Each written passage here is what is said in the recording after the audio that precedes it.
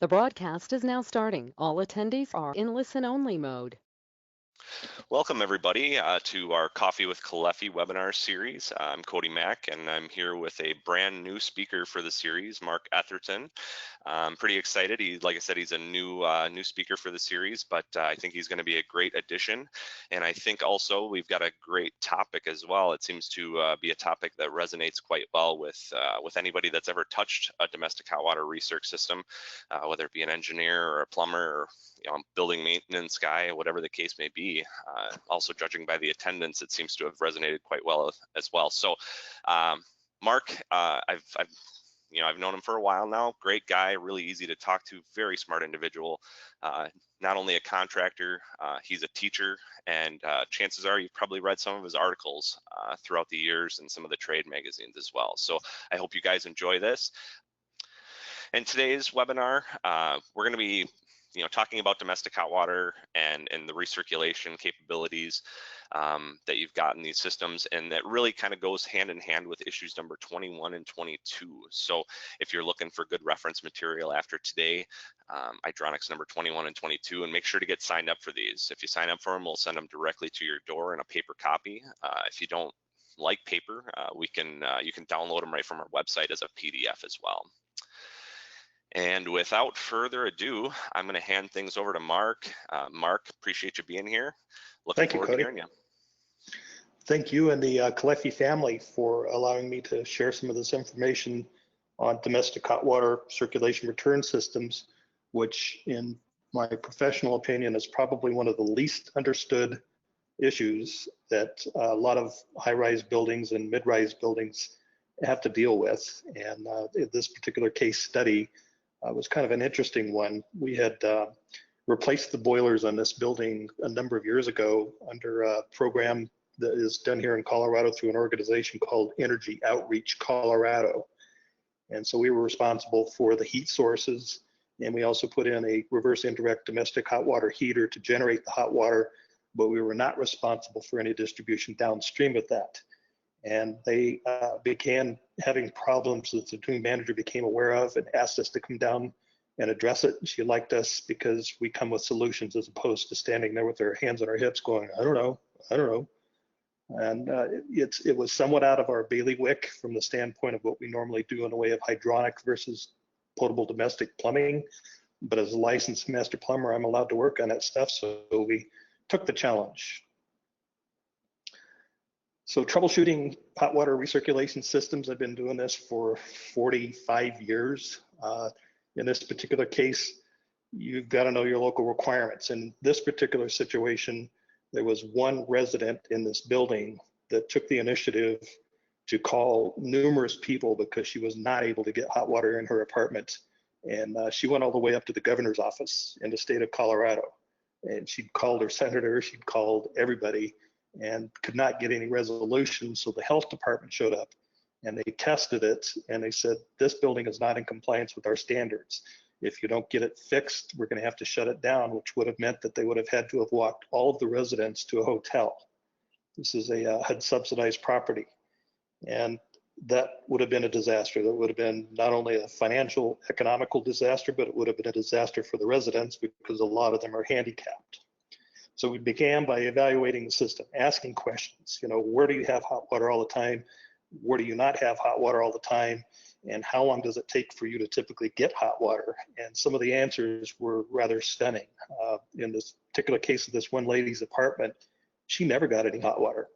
And a person has to look at the system as a whole because it wasn't the source of supply. And we proved that to the health department immediately. I took them down into the mechanical room and I said, okay, here's our storage tank. There's a thermometer. We're putting out 130 Fahrenheit water from here. It's not a source of supply issue, it's a distribution issue. And what we eventually ended up finding was that she had a shower valve that was cross-connected. So the hot and cold water line, due to a blowout in the piston assembly on the inside of the shower valve, was allowing the hot and cold water to cross-connect. So she was getting so much dilution from the cold water that was coming into that valve that not only did she not have any hot water, but anybody above her also did not have hot water. And in talking to them, they said, oh, it's been that way ever since I've lived here. You know, I've quit trying to get hot water out of my shower. I just go to the health club to shower.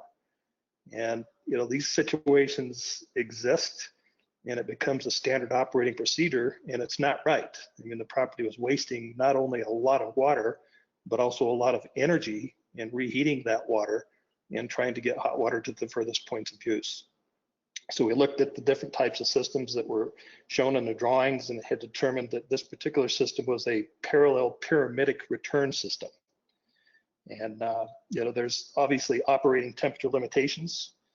By code, if you're discharging water temperatures above 140 degrees, you've got to have anti-scald at the point of generation. We'd prefer to keep our water temperatures below that. I'd like to use around 130 degree Fahrenheit water temperatures, which is going to limit bacterial action and negate some of the potential for scalding. Legionella is definitely a concern. If you've got dirt and you've got water, you've got Legionella. And it may not be in a situation where it's flourishing, but it's something that everybody that's in this business needs to be aware of. Thermal balancing, you know, how do you size these things? Typically, you start out with a 2-inch main at the bottom, and as it works its way up through the floors, it eventually ends up at a 1/2-inch branch, which is the beginning of the circulation return. And knowing your limitations as far as water velocity within a given pipe is concerned is really what dictates what the flow should be in these particular systems. So the health department got involved. We actually ended up bringing them into our offices here and trained 10 of them to show them the different components of a domestic hot water heating system and what kind of problems we run into out in the field and what the resolution to those problems are. So we made a friend with them. And when it came around to determining what their standards are, in every municipality, there is a standard that's written typically by the code authorities. The city can be equal to or more stringent than. And in the particular case of the Denver Health Department, their standards are more stringent than. They wanted hot water to any point of use within that building to occur within 1 minute. And that's a reasonable expectation. When the system's set up right, it's less than that. It's typically less than seconds, you know, if it's set up correct. But in this particular case, was not set up correct. It had not been set up correct from day one. We found out through some internal investigations that hot water availability in this building was an issue from the day that it was commissioned. And the contractor that was working on the system kept trying things. He said, all right, let's extend this hot water circulation return on the main floor level and bring it back into the mechanical room and see if that solves the problem. It didn't. So then they started adding additional circulation returns to the top of it. It helped, but it didn't get rid of the problem. And as we started looking into it and realized that this had been an ongoing problem for quite some time, then we started asking questions of the maintenance man. Now, do you experience pinholing in a lot of your pipes? Oh, yeah, like all the time. These guys were experts in the use of shark bite couplings because they had to get in and shut it down and fix it as quick as they possibly could without having to drain the system and solder on it. So it's definitely a problem. Troubleshooting these hot water circulation systems, you have to understand all the components that you're dealing with. And this is a typical example of what you might see in a commercial operation where you've got a modulating condensing boiler, pick a brand, pick a model, fire tube, Giannone, whatever. They generate hot water. That hot water is exchanged from that heat source into a storage tank. And then from the storage tank, it's distributed throughout the system itself. So here's another example of a before and after. In this particular case, in the after, using called indirect domestic hot water heater. For those that are familiar with the Everhots that have been out in the industry forever, this is essentially a very large Everhot. Those look like they're probably a model T109, which means that they're about 120 gallons of storage. And by reverse indirect, instead of running hot water through the coil, we run hot water through the tank, and we run potable water through the coil. These heat exchangers, which is really all they are, is a very large heat exchanger, are roughly 99% efficient. And one thing that I have found in particular that really makes me happy with this product is that my approach water temperature from my heat source only needs to be roughly 10 degrees hotter than my desired domestic hot water storage tank temperature. People, oh, what's the big deal about that? Well, if I'm using a modulating condensing appliance, that means that I'm going to have a return water temperature of less than 140, which means that that appliance will be in the condensing mode even when it's doing domestic hot water, which is good. It's good for efficiency. But it's not the only domestic hot water heating system out there. There's more experience out there in the field with an indirect domestic hot water heater. This is another fine example of a copper fin tube boiler. It looks like an atmospheric that is essentially doing service hot water heating in a situation where they're using this as an example at a bottling plant where they have recycled bottles that come in. They've got to scald sanitize those products in order to guarantee that they've cleaned everything organic out of the bottle so that it doesn't affect the product when it's refilled again. So this is a conventional indirect domestic hot water storage tank, and the surface area of that coil is basically the limiting factor as it pertains to transferring heat from the boiler hot water source to the potable water on the inside. I think anybody that's ever been in the industry for any period of time is very familiar with this. This is the majority of the North American products. It's a large storage tank with a small heat exchanger on the inside of it that requires an approach water temperature typically of around 180 degrees in order to guarantee the gallon per hour performance output of that particular product. Well, the problem with that is that if you're using a condensing boiler and you're sending 180 degree Fahrenheit water out, and you're bringing 160 degree Fahrenheit back, assuming a 20 degree delta T, then basically you're not in the condensing mode for that appliance. You're not getting the peak efficiency out of it. It's more efficient than it would be if it were an atmospheric 80%er, but why not get all that you possibly can? The reverse indirect is going to cost the consumer a little bit more money up front, but it's going to pay for itself in maintaining high efficiencies throughout its full cycles. So here's a cutaway view of the actual reverse indirect domestic hot water storage tank. And there are numerous manufacturers of this particular product. This is one that we've had really good response with. We've had a minimal number of failures. I don't care whose product it is, you are going to experience a failure of some type at some point in life. And it basically boils down to the response for manufacturers' reps and all of the people that are responsible for helping you maintain these warranties. And we've had really good luck with this particular product and continue to use it on our commercial operations as well as a couple of residential applications. But as you can see, it's basically loaded with copper on the inside, which is the reason that it costs more. But essentially you have a large heat exchanger and you circulate your boiler water through the tank, and then you run your potable water through the actual coil itself. And this is basically a captioned picture of what that Everhot would look like, except that it's a lot longer and a lot larger in diameter. Essentially, an Everhot is a tank with copper coils on the inside. You circulate boiler water through the tank and potable water through the coil. Those coils typically are operated at around 180 degrees. So they've got to have an anti-scald tempering valve applied to them, which we'll get into as we get further into the slides here. All right, so this distribution system that we're dealing with here, you have to have a complete understanding of everything that's going to be in there. You've got the point of generation, which is going to be the domestic hot water storage tank, whether it's a direct, indirect, whatever it happens to be. And you're going to have some method of controlling the water temperature that's going to the point of use. And these have to be an ASSE rated anti-scald valve, guaranteed to fail in a safe position.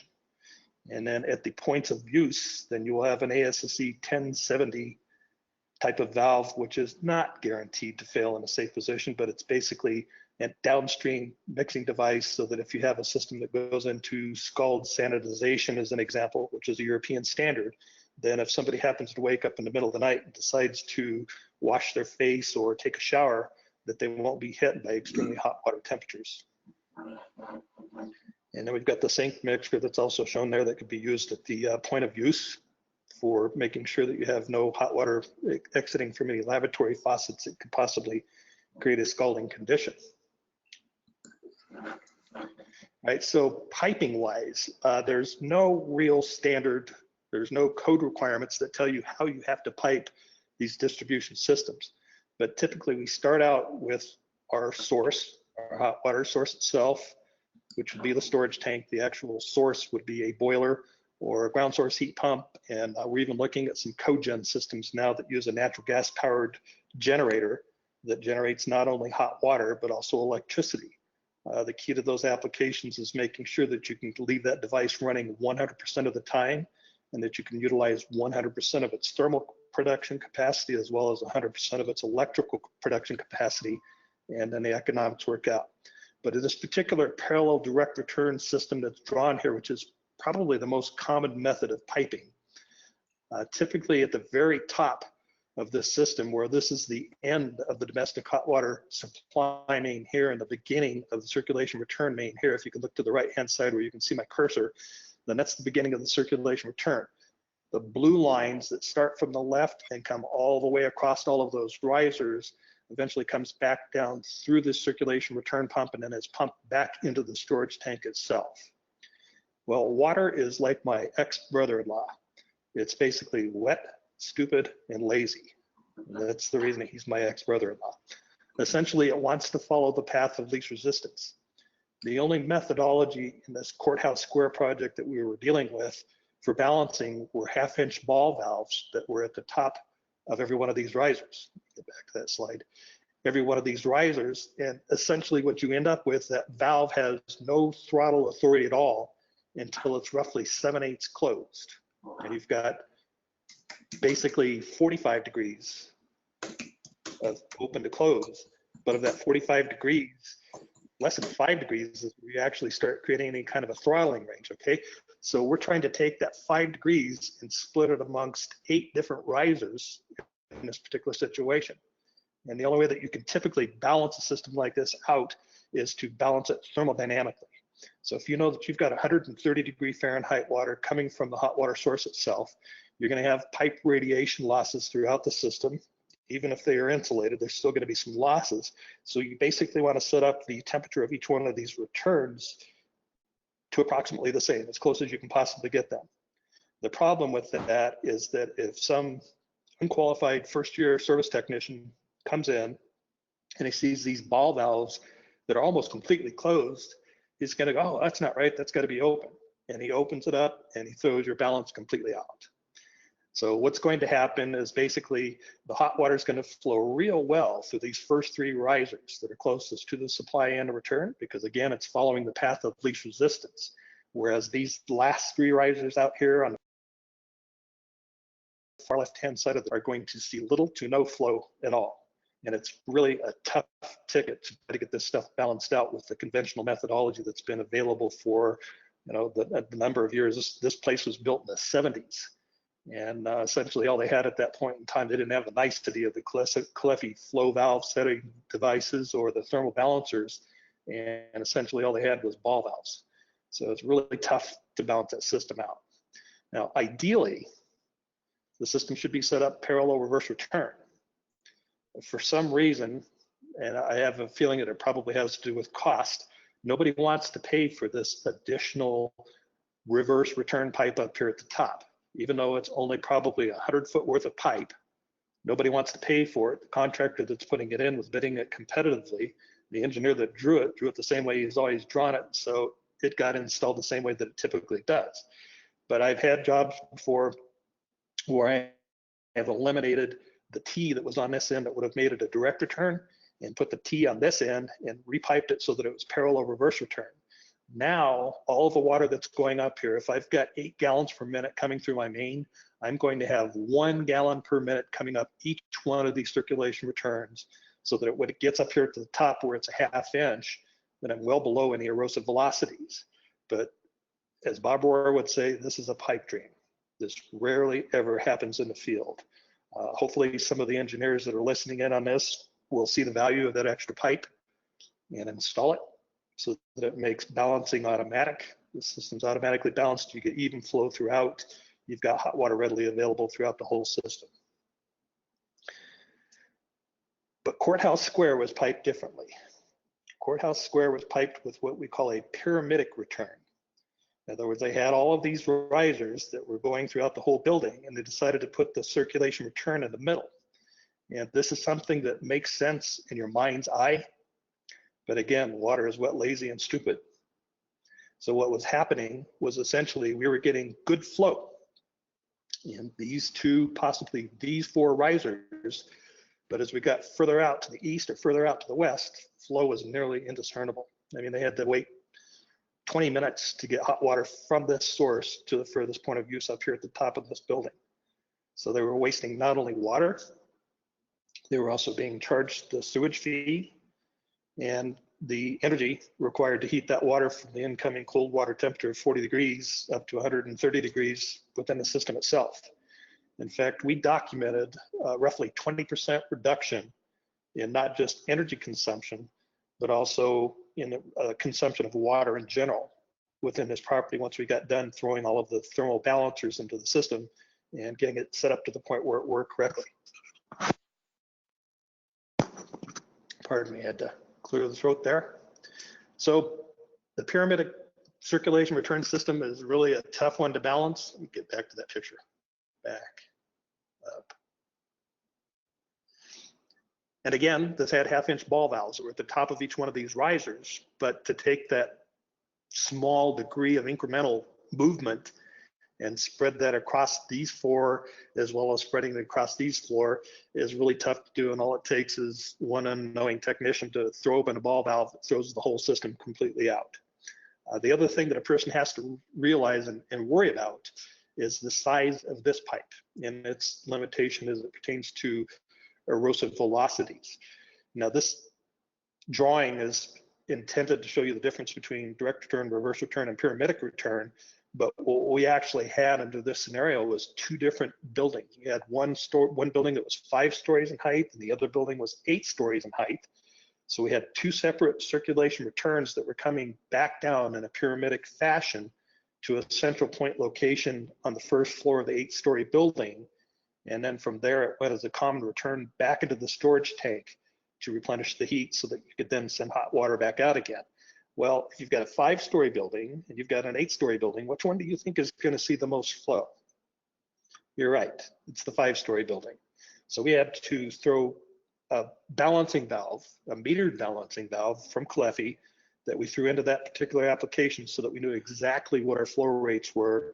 And it's a good thing we checked it because we had 1-inch lines and we had like 12 gallons per minute going to the 5-story building, which would have put us into an erosive velocity condition. And as a matter of course, and speaking to the maintenance man of the property, I asked him the question, do you see pinholing, any leaks in your top floor? And oh yeah, on like a daily, weekly basis. He said, it's just, you get used to it. They start complaining. He says, you know where to go and look for it. He says, we're going to replace all those pipes here in the near future because we think they're worn out. Yeah, they were, but it wasn't. If it had been a normally properly balanced system, those pipes shouldn't have worn out. The velocity of the water would have been below erosive velocity and they would have been pinholing. Pinholing typically occurs a couple of inches after an elbow, and it typically occurs where they did not ream the pipe. Even though it's a code requirement that the pipe be reamed, most guys don't take the time to do that. And when they don't, it trips over that ream, then it bounces through the elbow and it comes up with a very continuous pattern. And typically a couple of inches after the elbow, it will spring a pinhole leak. And a lot of people run into this in the field. In fact, I have a question for you. Have you ever experienced pinholes in domestic hot water supply or the domestic hot water return piping? It looks like people, over half, have experienced pinholes in their domestic hot water supply or return piping as well. So yeah, that's a pretty good number. I used to run into this all the time too when I first started getting into the industry, and my common response was, yeah, they don't make pipes like they used to. And you'd go down to the mechanic room and there would be the typical Bell & Gossett Series 100 flat curve pump. The thing's capable of moving 6 gallons per minute. I don't care if it's a 1/4-inch pipe or if it's a 4-inch pipe, it's going to move the same amount of fluid. And you just get used to seeing pinhole leaks on this stuff, and it never even fazed me that it was a velocity issue, because at that point in time, I wasn't into velocities, I was into plumbing. And as I transferred over into the hydronics world, I realized that, there is this thing called erosive velocity that we need to take into consideration. And I've had high-rise buildings where I had a fractional horsepower motor that was moving the domestic hot water. And I'm thinking to myself, how could that possibly be? That pump is not capable of generating adequate GPM or pressure differential in a way of feet of head to overcome the system's resistance. Well, I had Mother Nature helping me. The system was basically hot water rising, cool water settling. So the circulator was basically there to aid Mother Nature in her natural gravity movement of water throughout these systems. Sounds like a great idea, and I actually have set up numerous residences with gravity circulation for domestic hot water, which work fantastic. And the only problem with it is that it does not stop. I guess a person could probably throw a zone valve with a timer on it or something to turn it off during periods of non-use, but until you lose your heat source, gravity hot water circulation does not stop, and it creates conditions where you can actually feel where the circulation return main is running down a hallway because the floor is warm. Well, that's not a wise use of energy, and our code authorities have realized that, and we'll show you that at the end of this presentation when we ask another question. Okay, so what is the recommended operating temperature limitations? By code, you're not allowed to discharge water temperatures greater than 140 degrees for common domestic hot water use. And I have to give you a caveat on this. If it happens to be a healthcare facility, their standards are completely different. If it's a nursing facility, their standards are completely different. So the only correct answer to this question is it depends. What is the application? And understand your limitations, and understand that you are looking at a possibility of putting yourself into a situation of a soft tissue lawsuit, which is not pretty. Having been an expert witness in a case where a baby was scalded in a bathtub, I can tell you that it's very heartbreaking, especially for a baby, but with senior citizens, it's even worse yet because they don't recover like they used to. As you get older, and I'm at level 66, so I can speak from a point of authority, you don't heal as quickly as you used to when you were 33 years old or when you were 3 years old. So you've got to know what your situation is, understand what the limitations are, and make sure that the system, and this is a system, it's a boiler for a heat source, it's a water heater, it could be a standalone gas-fired water heater, has to have anti-scald devices on them to protect the people at the points of use from possibly getting burned. It's very important, and can't emphasize enough that you need to be aware of these situations if you're in this business, and make sure that you've got your assets covered. There's the babies. Kids, unfortunately, we hope as adults that we take into consideration their needs and that we're cautious and that we check the water before we put them in. The particular case that I was called in as an expert witness, the mother was a deaf mute. She had put her baby into the tub. She put in very tepid water, and she realized that she'd forgotten the child's towel and its clothes, stepped out of the bathroom for less than a minute. The baby stood up and had seen its mom open and close the valve before, grabbed the valve, slammed it wide open. And in just that short of a period of time, the baby ended up with third-degree burns on its feet, which is what the doctors referred to as a sock burn. Excuse me. And it was heartbreaking. I mean, the baby survived. The mom actually ended up being let off because it was an accident. But the way that they approached this was pretty scary. They said, no, we feel that this was intentional. And I was kind of stuck in the middle, but it reemphasized in me the need for anti-scald protection, not only at the point of use, but also at the point of generation. This is just a conventional 40-gallon water heater that she had pulled a little bit of hot water out of. The water heater fired, and when she shut it off, it went into what we call thermal stacking. The detective was using a typical pocket thermometer trying to gauge the water temperature, which is totally inadequate. And when the DA called me in, I used my infrared imaging cameras and a whole bunch of data loggers and determined that yes, in fact, the baby had experienced stacking of the water heater.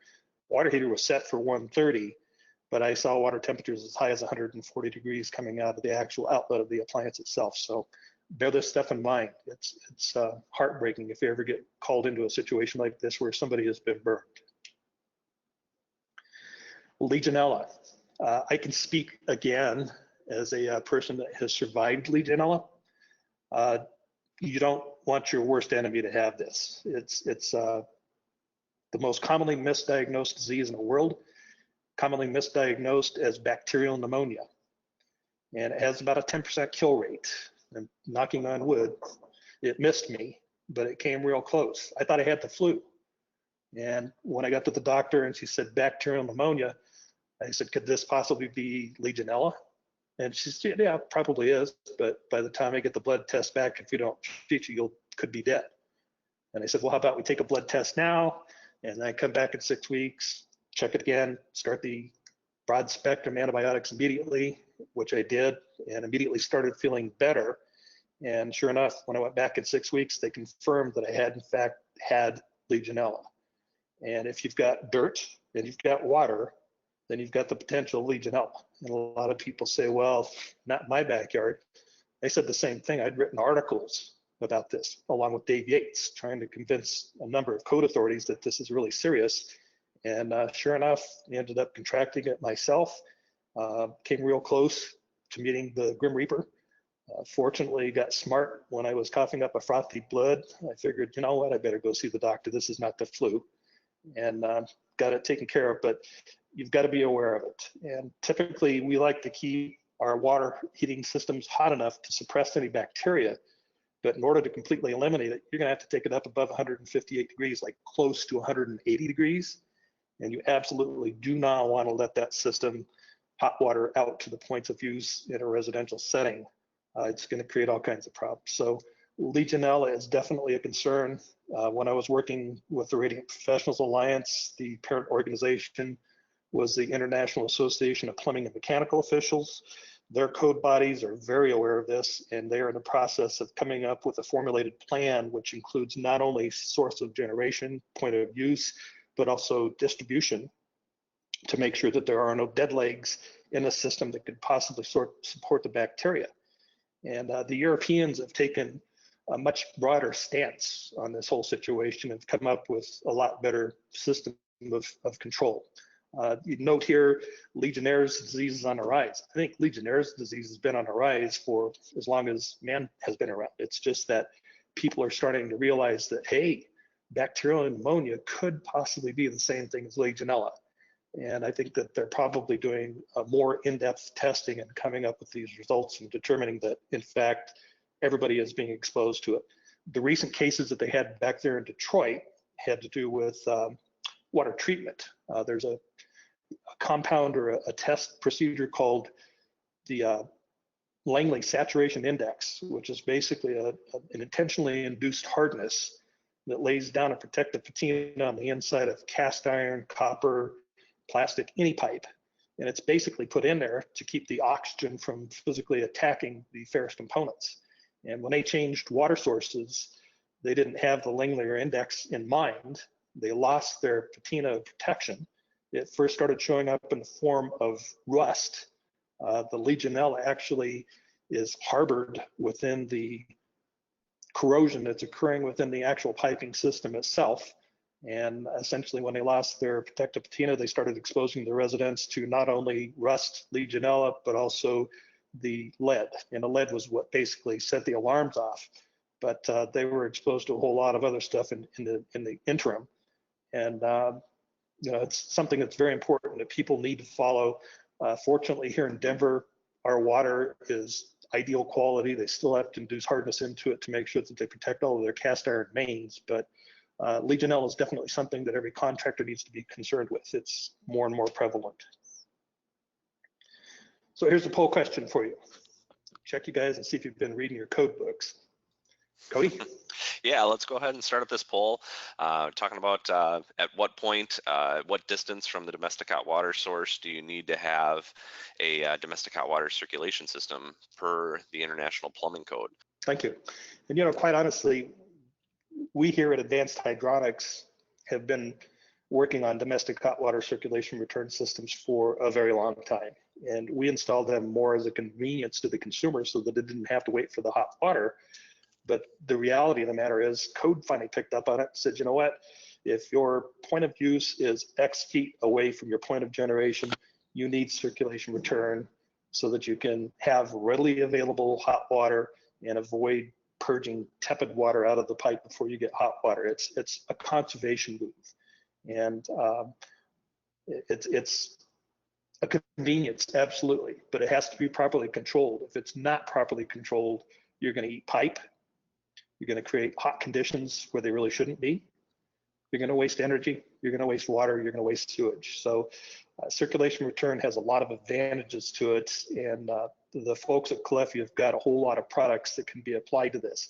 Not only the thermal balancing valves, but you can also put a flow center in there and look at it and physically see how many gallons per minute are being moved through that circuit and avoid creating an erosive velocity condition.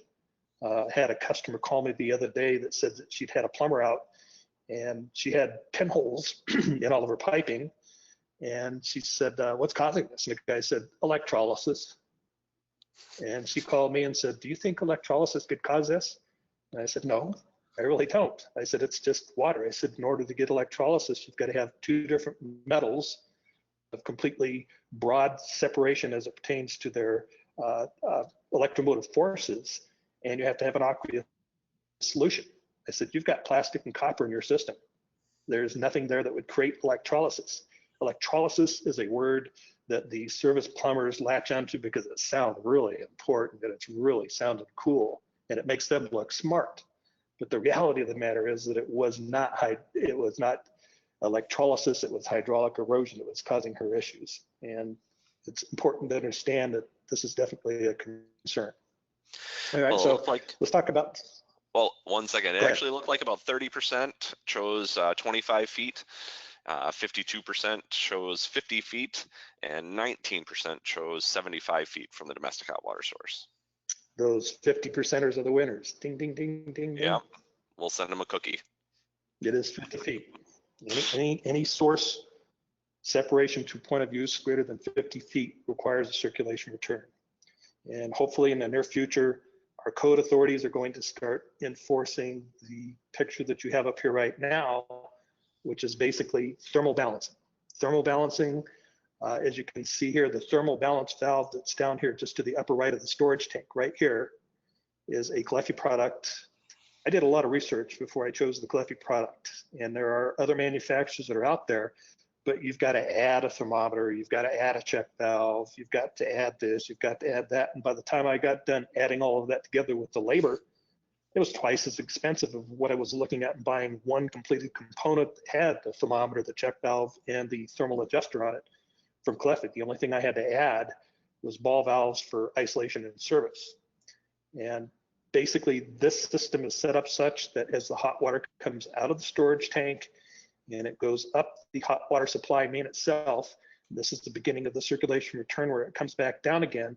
Once hot water hits this point, and it's adjustable, so you set it for whatever degree of temperature you want. So as an example, if I had 130 coming out of here, I would set this for around 120 degrees. So as soon as the 120 degree Fahrenheit water gets back down to this balancing valve, then this balancing valve closes down. And it does not shut off 100%. So there's always a trickle of water that's being moved through this main and a circulation return. And if for whatever reason that water temperature decreases, then this valve opens, which will increase the amount of water that's being flowed through the circuit until it gets hot again, and then at which point it shuts back down again. This crazy Mac keyboard keeps moving the slides on me. I'll chastise it later. So the point of use has also got to be covered. And the reason that you've got to cover this is that the European standard is that once every 24 hours, the system as a whole is taken to 180 degrees Fahrenheit, which is a scald sanitization. It kills anything. And Legionella is not the only waterborne bacteria that we have to deal with. We also have to deal with Pontiac fever and a number of other diseases that are not as prevalent or not as noticeable or not as obnoxious. But in any case, the only way that you can address this is through thermal scald sanitization. There has been some research that has been done on the use of some heavy metals, silver ionization systems as an example, but they're having problems trying to justify the amount of metal that they're putting into these systems and what its net effect is going to be on the consumer as it pertains to potential issues associated with high concentrations of silver in your blood.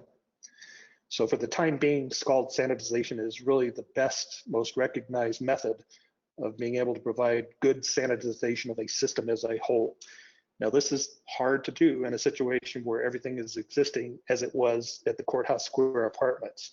The building would have had to have been retrofitted. All the shower valves would have had to have been retrofitted, which, by the way, they did.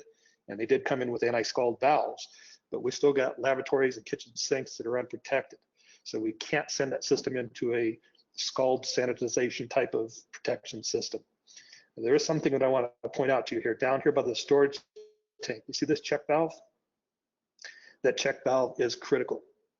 And the reason that it is critical is that during periods of non-use, water being wet, lazy, and stupid wants to follow the path of least resistance. Well, believe it or not, if we didn't have check valves on all of our thermal balancing units here, essentially the water will run backwards through this pump and come back up the circulation return and attempt to satisfy a call for hot water right here. And that's one of the things that you've got to check when you get called under one of these properties and they say we're having a shortage of hot water or the hot water temperatures are fluctuating. Check the temperature right where the circulation return comes back down and comes into the cold water main here. And if you feel it changing on a regular basis and you can feel cold water that's actually working its way back up the circulation return, then you're short a check valve or you've got a check valve that is stuck in the open position, which is a very common situation. A swing check that is being held in the open position by a pump 24/7 will eventually lime itself open to the point where it won't close if there's a backflow condition. That's one of the reasons that I prefer the use of a spring check over a swing check. But in any case, that's one of those critical elements. The other thing that you have to watch out for is cross connections occurring at the shower valves. There's about 3 different manufacturers that are notorious for creating cross connection conditions within a building. So if it happens on the 5th floor of an 8-story building, the 5th, 6th, and 7th, and 8th floor units on that riser will not be able to get hot water.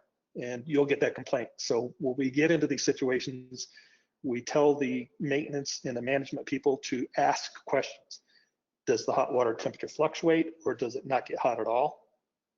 Is there a particular time that this occurs? Only in the morning, only evenings? And that can put you into a situation where maybe your source of supply is shy of being able to handle the load, which is common. You know, hey, if I had a 40-gallon water heater in there before, I'm going to stick 40 in there again. Well, there's a big difference in a BTU per hour input to a 40-gallon tank. And it's all part of the package. And if it's not set up right, then if everybody's running out of hot water, it's usually a source of supply issue. On to the next slide, point of generation anti-scald devices. These are required by code anytime that you've got a hot water temperature that's exceeding 140 degrees Fahrenheit. Quite honestly, we put these in regardless of whether we're above that or not, because there's too many things that can go wrong. You get an aquastat that sticks, the next thing you know, you got a tank at 180. You know, if your heat source is a conventional atmospheric boiler and your storage tank has got a small coil on the inside of it, then basically you're going to have to approach that water storage tank with a very high temperature, and it's entirely possible that the inside of that storage tank can become the same temperature as the heat source if an aquastat were to fail.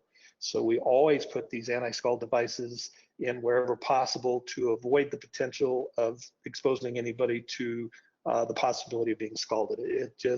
It makes good economic sense. It's not that expensive compared to the cost associated with having to defend yourself in a court of law for not having done it. Point of use anti-scald devices. If you've got the point of generation and you've got the point of use, the Caleffi thermal balancing valves have an additional unique feature that can be added to it that will basically open that valve and bypass it, so that when you do go into scald sanitization, that you don't have to worry about that thermal balancing valve shutting down that circulation return. Otherwise, you're not going to get hot enough water to scald that circulation return. So you set up a system that at 2 o'clock in the morning, when people are typically not awake using hot water, that the storage tank goes to 180 degrees. Its thermal anti-scald valve is bypassed to make sure that it allows 180 degrees out into the system. And then the thermal balancing valves that are on the ends of each circulation return also have an activation of a bypass that basically allows that 180 degree Fahrenheit water to work its way not only through the supply mains, but also through the circulation return mains and back to the point of generation. And then after the system shuts down and the energy is dissipated, then the mixing valve at the point of generation goes back into operation. All of the thermal balancing valves come back into operation and the system is well balanced again. So again, here's the application of the thermal balancing valves itself, along with the ability to be able to take the system into the scald sanitization mode, so that the mixing valve, the Legionella valve down here, is going to be tied to a controller that says, okay, it's 2 o'clock, open the valve 100% and basically send the hottest water that we've got available out through the distribution system. The thermal balancing valves have a bypass internal to them that you can order that will basically be tied to the same control that is generating, oops, get back up there, that's telling this Legionella to go ahead and open up wide open so that you can send the hottest water available out through the distribution itself. And then you've got anti-scald protection at all of the points of use to ensure that if somebody should happen to wake up in the middle of your scald cycle, that they will not become a victim of a hot water scald. So I'd asked you a question before about gravity circulation, and I want to know what your thoughts on that are, and have you ever read in the code as to whether or not it is acceptable? It looks like 65% said no and 35% said yes to the question, is gravity circulation allowed on new installations? I got to tell you, you've got a bunch of smart plumbers, hydraulics contractors, and engineers. Perfect. That is correct. Gravity circulation is not allowed under the code on new installations. There's a lot of existing systems out there that have gravity circulation on them. They work fantastic if they're set up right. If they're not set up right, they're a nightmare. But gravity is very dependable. It doesn't take any breaks. As long as the heat's there, hot water is going to become less dense and rise. Cool water is going to become more dense and settle. But unfortunately, and I'm trying to work with the code authorities to address this issue, it is continuous. And the simple solution is to put a potable water rated zone valve on the circulation return and tie it to a timer so that when you're during periods of non-use, that it is not open. Or if the hot water comes back adequately hot, it closes. And it basically eliminates the need for a pump. And as we get smarter and smarter in our energy use, eliminating any parasitic consumption of power is very necessary to be able to get to net zero. So it works great, but it's a matter of making sure that the code authorities understand that we're not wasting energy, that we're not overheating spaces, that we are using that energy wisely. And it's just a matter of adaptation and saying, okay, I'm going to set the system up with a Venturi T on the circulation return so that as people start drawing hot water into the system, that the side branch of that Venturi T sees negative pressure, which is going to enhance the natural gravity circulation within that system. But I'm going to limit it based on temperature of return and time of day use. And through all of that, essentially, we can set these systems up so that we can get rid of that parasitic consumer of electricity known as a circulation return pump. And quite honestly, the amount of energy consumed in doing this in a residential scale is rather minuscule. But when we start getting into some of these commercial systems like Courthouse Square, there's a very healthy Grundfos pump, variable speed, constant pressure that is necessary to be able to move the fluid through a system of that size. And if we could have gotten rid of that, it would have helped, but we'd have still had issues because we need the pump. Got to have the pump because of the spread of all the risers, et cetera, that are on the system. So hopefully we'll see how the code authorities address it. There's the beauty. There's the thermal balancing valve. It's got this temperature adjustment knob on the back side here that can be set, and it can also be locked. So it's somewhat tamper-proof. You don't have to worry about somebody that doesn't know what they're doing coming in and messing with it. And then you've got this option of a thermometer on here, and the whole package as a whole is what I really like about it. It basically gives you the ability to be able to get in and out of these jobs as quickly as you possibly can, and avoid spending a whole lot of time in the field assembling components. Labor is our most expensive commodity, and anything that we can do to reduce that cost of labor is going to be a benefit to the consumer and a benefit to the company, and making yourself available for being able to take care of other issues.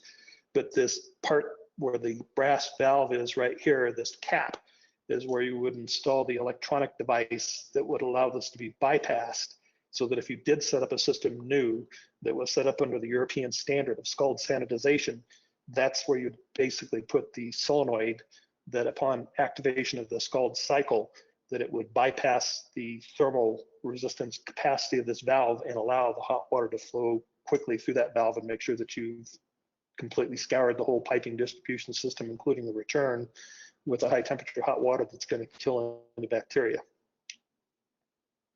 So here's the actual field installation itself that occurred at Courthouse Square. And up here on the upper left-hand side, you can see this ball valve. We found some of them closed. We found some of them partially open. We found circulation returns that had been added after the fact. I mentioned the one that was on the main floor. Our storage tank was on the main floor. Our boilers were on the 8th floor.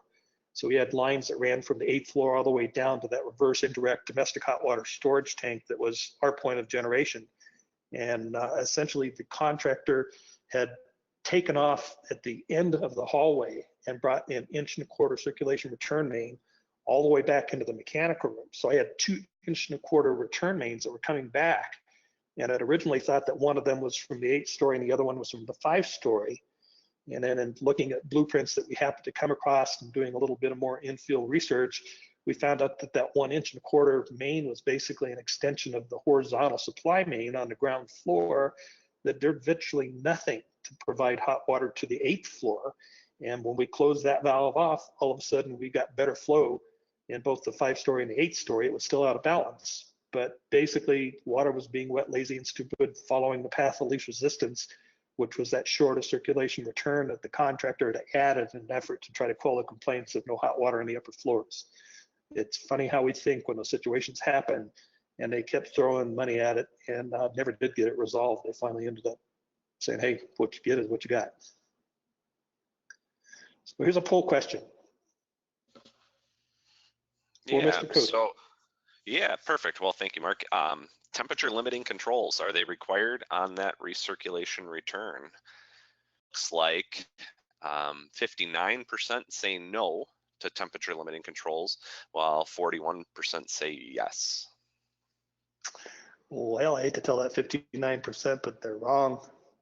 The code does require a temperature limiting device on a circulation return. It requires, if it's more than 50 feet away to the point of use from the point of generation, you have to have a return, and it requires the use of a time of day timer along with a thermostatic device that once it senses return water has come back adequately hot, that it can shut it off.